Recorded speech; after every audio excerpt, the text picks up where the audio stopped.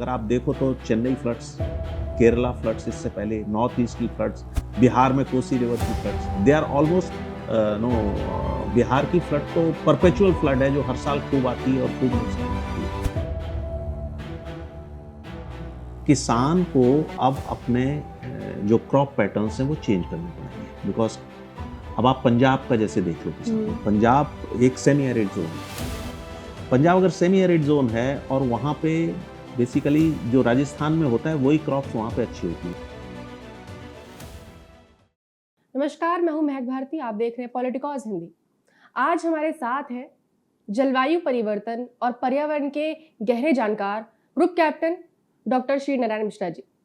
इनसे आज हम जानेंगे कि नॉर्थ इंडिया में, खास करके नॉर्थ इंडिया में जलवायु परिवर्तन का क्या असर देखने को मिल रहा है, ये ठीक कैसे हो सकता है, इसके बारे में आज पूरी तरीके से जानकारी लेंगे, समझेंगे, जानेंगे इनसे। तो शुरू करते हैं। तो सबसे पहले सर नमस्कार, स्वागत है आपका। नमस्कार नमस्कार।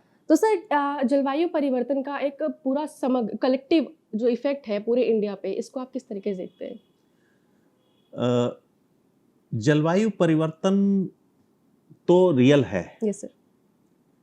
लेकिन हर एक्सट्रीम वेदर इवेंट को या हर मॉनसून को जलवायु परिवर्तन से जोड़ देना ठीक नहीं है। अगर आप देखें आज की तारीख में तो इस साल के मॉनसून को आप ले लें, मॉनसून इस साल का बहुत अच्छा रहा है, लेकिन अच्छे रहते ही मॉनसून में लास्ट में क्या हुआ, 15 अगस्त के बाद अगर आप देखो तो आपका एक्सेस ऑफ मॉनसून ट्रफ पहाड़ों में आ गया और उसकी वजह से पूरा हिमालयन रीजन, इसमें मल्टीपल क्लाउड बर्स्ट हुए। तो ये इंट्रिंसिक वेरिएबिलिटी भी है मॉनसून की, कि मॉनसून सदैव इसका जो स्पेशियो टेम्पोरल डिस्ट्रीब्यूशन है वो अनइवन ही रहता है। मॉनसून कोई एक स्मूथ प्रोसेस नहीं है, लेकिन जलवायु परिवर्तन बिल्कुल है और जलवायु परिवर्तन का बहुत असर पड़ रहा है इस पे। मेजरली देखा जाए तो अभी नॉर्थ इंडिया जो है क्लाइमेट चेंज का हॉटस्पॉट बना हुआ है। बहुत प्रॉब्लम नॉर्थ इंडिया को झेलनी पड़ रही है। इसका क्या कारण समझते हैं?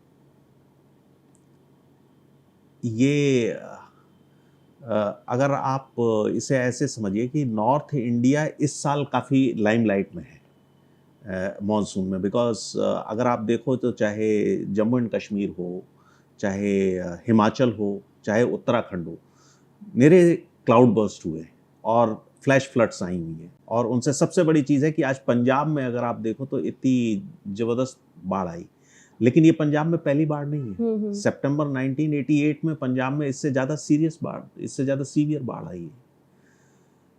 लेकिन ये जो इस वर्ष है, मॉनसून अपने आप में बहुत अच्छा रहा। अगर आज की तारीख में आप मॉनसून देखो तो 107% एक्सेस मॉनसून है, and which was predicted also कि भाई मॉनसून बहुत अच्छा रहेगा इस साल।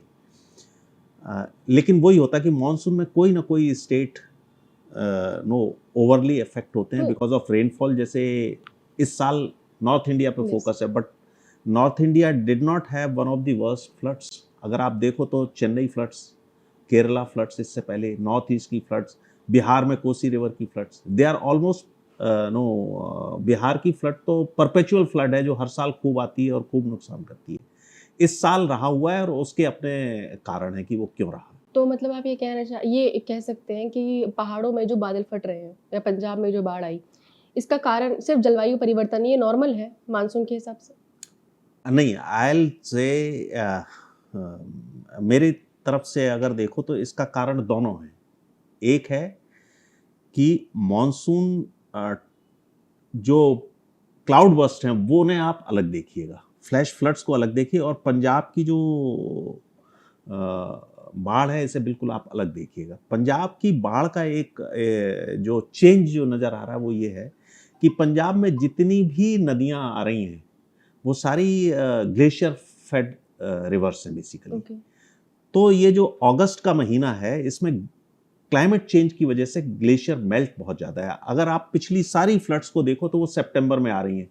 और दूसरा रीज़न ये है कि जो क्लाइमेट चेंज की वजह से आपका जो वेस्टर्ली सिस्टम का मूवमेंट है वो पूरी वेस्टर्ली वीक होके और साउथवर्ड आ गई है। तो जो इंटरेक्शन होता है ट्रॉपिकल सिस्टम और वेस्टर्ली सिस्टम का पंजाब में, कपल्ड विद आपका एक्सेसिव ग्लेशियर मेल्ट। सो आपकी लास्ट ईयर की अगर आप पाकिस्तान में जो पंजाब है उसकी फ्लड्स देखो, इस साल की फ्लड्स देखो, तो इस वजह से ज़्यादा सीवियर हो गई है। हमें लगता है कि वो एक क्लाइमेट चेंज की वजह से एक्सेसिव ग्लेशियर मेल्ट, पानी ऑलरेडी आ रहा है, अगस्त के महीने में सबसे ज़्यादा गर्मी होती है, सो एक वो कारण है, coupled with interaction of these two systems, tropical systems, monsoon systems and the western disturbances. Okay, तो मतलब अभी पंजाब में, एक तो पंजाब में रावी में पानी बहुत साल बाद आया था, लोगों को बिल्कुल भी उम्मीद नहीं थी, इस वजह से ज़्यादा परेशानी भी हुई क्योंकि पता नहीं था बाढ़ आ जाएगी अचानक से। लेकिन अभी आपने बताया कि इसमें इसके रीजंस जो हैं, उसमें एक क्लाइमेट चेंज की वजह से ग्लेशियर का मेल्ट होना। तो भारत जिस तरीके का देश है, यहाँ पर हर मौसम है, हर मौसम का एक, दिल्ली में जैसे हम रहते हैं तो यहाँ पे हम देखते हैं कि हर मौसम एक्सट्रीम में जाता है, ठंड बहुत ज़्यादा हो रही है, बारिश भी, इस बार बारिश का भी हाल अच्छा रहा दिल्ली में, मानसून आपने बताया कि अच्छा है, ज़्यादा बारिश रही है, ज़्यादा बारिश रही है दिल्ली में, पहले हम कई सालों के मुकाबले इस बार बहुत अच्छी बारिश रही है दिल्ली में। इसके अलावा अभी आपने बताया कि क्लाइमेट चेंज जो है वो रीज़न है ग्लेशियर के मेल्ट होने का। भारत में हम देख रहे हैं, भारत जैसे देश में जिसमें सारे मौसम अच्छे रहते हैं, बहुत एक्सेसिव भी रहते हैं, बहुत नॉर्मल भी रहते हैं, यहाँ पर क्लाइमेट चेंज कितने बड़े खतरे के रूप में उभर रहा है, उसको किस तरीके से देखते हैं आप? क्लाइमेट चेंज, जलवायु परिवर्तन बहुत बड़ा खतरा है। और वो क्यों खतरा है, खासकर भारतवर्ष के लिए। भारतवर्ष में extreme climate is a normal north west India में, ठीक है। आप साउथ में जाओगे तो सम क्लाइमेट है बिकॉज ऑफ ओशियानिक रीजंस और अपने जो भी समुद्री तट के किनारे हैं। लेकिन आप भारत की सबसे बड़ी जो समस्या है वो ये है कि भारत में दुनिया का खाली 4% फ्रेश वाटर रिजर्व है, और हम जो है दुनिया की 18% पॉपुलेशन और दुनिया के 18% लाइव स्टॉक को सपोर्ट कर रहे हैं। तो क्लाइमेट चेंज की वजह से अगर थोड़ा भी क्लाइमेटिक शिफ्ट आए मेरे, और ये जो 4% आपका फ्रेश वाटर रिजर्व है, इसका 75% पानी खाली मॉनसून सीजन में इंडिया में आता है। तो आपका हल्का भी मॉनसून पैटर्न में अगर शिफ्ट हुआ तो हिंदुस्तान के लिए आपकी फूड सिक्योरिटी, आपकी खाद्य सुरक्षा, आपकी एनर्जी सिक्योरिटी, आपकी पानी security, it's a big challenge. And as it is, हमारी जो एडेप्टिव कैपेसिटी है इंडिया की, are common man are still vulnerable to climate change, because सबसे पहले उनकी लाइवलीहुड पे असर पड़ता है। तो ये सबसे बड़ी प्रॉब्लम है। सो इवन माइनर चेंजेस, आप जब भी देखो कोई भी क्लाइमेटिक इवेंट होती है, हीट वेव हो या आपकी एक्सट्रीम कोल्ड वेव कंडीशंस आए या आपका साइक्लोन्स आए या आपके क्लाउड बस्ट आए, आप देखो कि जनरली कैजुअलिटी कौन है, वनरेबल कौन है, जो बेचारे ओपन में हैं, जो बिल्कुल अपने लैडर में सबसे नीचे हैं, कि जिनके पास एडेप्टिव कैपेसिटी नहीं है। यहाँ पे बहुत ज़्यादा गर्मी हो रही है, हमने थोड़ा एसी बढ़ा दिया, है ना। But what about the poor worker who is working in the open, अगर हीट है तो so it has huge impact on India, health, hygiene, food security, सब पे। अभी आपने कहा कि मॉनसून से ही हमारा जो फ्रेश वाटर है, जो पीने का पानी 75% उसी से रहता है। लेकिन अभी पीने का पानी नहीं, this is your entire fresh water which is use for agriculture, पीने का पानी, इंडस्ट्रियल यूज। वही मैं पूछ रही हूँ कि मानसून में आया पानी, बाढ़ का टाइम आ जाता है, ये बहुत पानी आ जाता है, सरकार इस तरफ आपको क्या लगता है कुछ कर रही है कि पानी को बचाया जा सके? मॉनसून के पानी को हम बचा भी सकते हैं, लेकिन उस पर कोई काम नहीं हो रहा है, पानी आता है और चला जाता है, उसके लिए क्या कहेंगे? बिल्कुल, मेरे को लग रहा है कि एक तो मॉनसून का पानी अगर हमारी पहले से प्रिपरेशन नहीं है, मॉनसून का पानी आप कैसे रेन वाटर हार्वेस्टिंग से करोगे? गवर्नमेंट ने जो अमृत तालाब का जो प्रोजेक्ट चलाया हुआ है, it's a very good project. हर गांव में एक एक तालाब बना के, डिस्ट्रिक्ट में 75 तालाब का जो बनाया हुआ है, वो सबसे बड़ा एक्चुअली इंटरवेंशन है गवर्नमेंट का। दूसरी चीज़, government has brought lot of schemes कि जिससे वो आपके ग्राउंड वाटर पे भी इम्पैक्ट करे। yes, sir. जो जल शक्ति मिशन है, वो पूरा mission it's a holistic mission, जो भूजल को देख रहा है, जो घर पर पहुंचाने के लिए पानी देख रहा है। अपनी सबसे बड़ी जो प्रॉब्लम है कि पानी तो अपने यहाँ 4000 बिलियन क्यूबिक मीटर पानी मानसून में आता है, हमारी रिक्वायरमेंट 1500 बिलियन क्यूबिक है, और वो भी अवेलेबल नहीं है because what you rightly said कि पानी सारा बह जाता है। आप इस पानी को संभाल सकते हो अगर पहले से ना तैयारियां करी जाए। जो काम चल रहे हैं काफ़ी बंद बना के, अब if you see there are lot of impacts which are happening, भूजल भी क्योंकि ऊपर आ हम ये रहे हर हैं। साल सुनते हैं कि किसान, महाराष्ट्र के किसान और कर्नाटक के किसान जो है वो सूखे की वजह से वो लोगों की खेतों में उपज बिल्कुल। नहीं हो पाती है और वो लोग सुसाइड करते हैं। बिल्कुल। ये एक बहुत बड़ा समस्या भी है जिस पे काम करने की जरूरत है और दिखाई नहीं दे रहा है कि सरकार की तरफ से काम क्या हो रहा है। तो ये एक सवाल भी है। और आपसे जानना, आपने बताया कि भारत सरकार ने जो अमृत तालाब का एक योजना चलाई हुई है वो बहुत अच्छी है, बट इसका कितना असर आप देखते हैं ग्राउंड पे? ग्राउंड पे असर, अगर आप भारत सरकार की अगर पूरी स्कीम को पढ़ो आप और देखो तो काफ़ी इम्प्रूवमेंट आ रहा है, लेकिन कुछ परपेचुअली ड्राउट प्रोन एरियाज हैं और शिफ्ट भी हो रहा है क्लाइमेट। तो ये प्रॉब्लम है कि महाराष्ट्र में, जैसे आप इस साल अगर देखो, इस साल एक भी सूखे की शिकायत नहीं आई। This year have you heard कि कहीं पानी की किल्लत है? कुछ नहीं है, क्योंकि मानसून जल्दी आ गया है ना। तो वो सिचुएशन बनी नहीं। लेकिन इसका एक जो उपाय लग रहा है किसान के लिए कि किसान को अब अपने जो क्रॉप पैटर्न्स हैं वो चेंज करने पड़ेंगे। बिकॉज अब आप पंजाब का जैसे देख लो, किसान, पंजाब एक सेमी एरिड जोन है।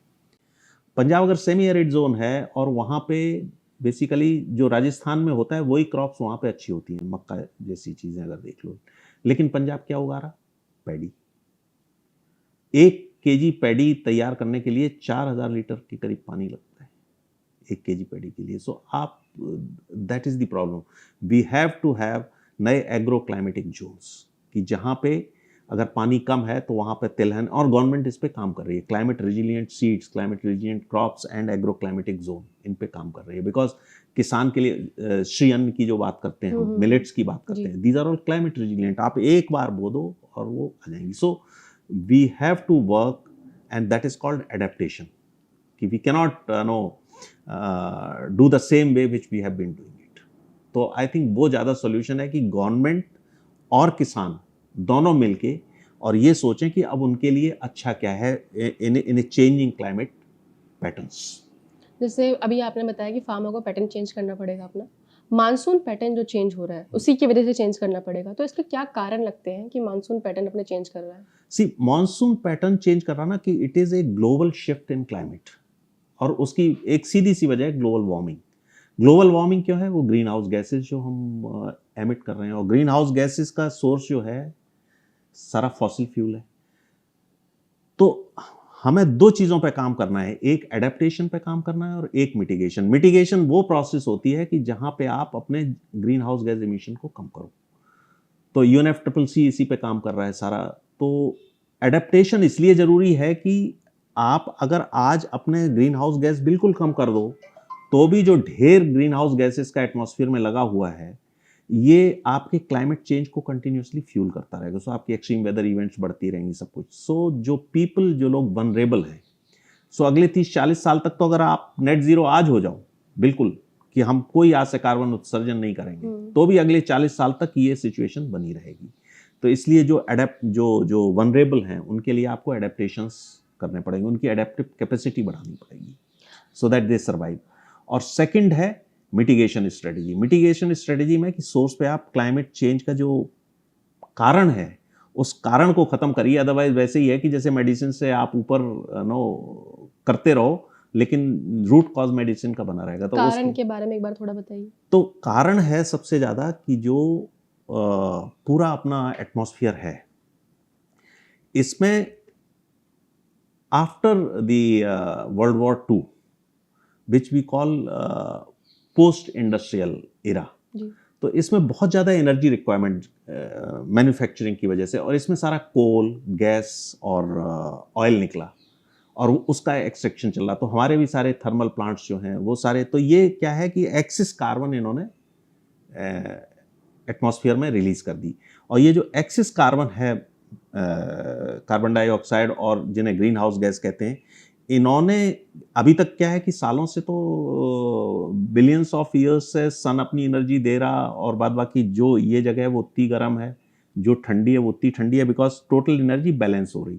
बट ये बीच में जो एक्स्ट्रा गैसेस आ गई हैं, इन्होंने अपनी जो एनर्जी है जिसे हम टेरेस्ट्रियल रेडिएशन कहते हैं, उन्हें ट्रैप कर लिया है और इस वजह से टेम्परेचर बढ़ रहा है। और जैसे ही टेम्परेचर बढ़ रहा है, अब आप देखो क्या हो रहा है, आपकी हवा की पानी की रिटेनिंग कैपेसिटी बढ़ रही है।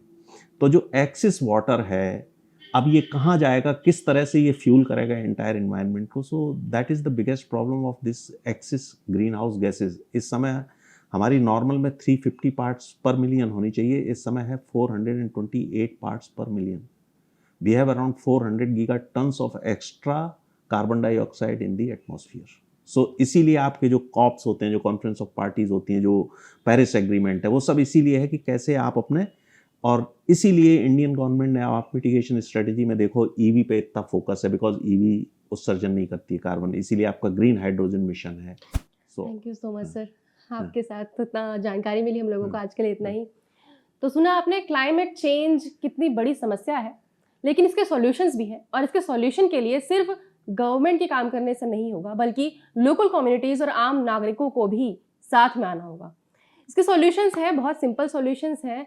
एसी को कम यूज़ कर सकते हैं, कारपूल कर सकते हैं, और भी बहुत सारे सॉल्यूशन हैं जिन पे आप काम कर सकते हैं, और ज़रूरी है कि इन पर काम हो, वरना इसकी समस्याओं का सामना हम सबको करना पड़ेगा, जिसके लिए शायद अभी हम तैयार भी नहीं हैं।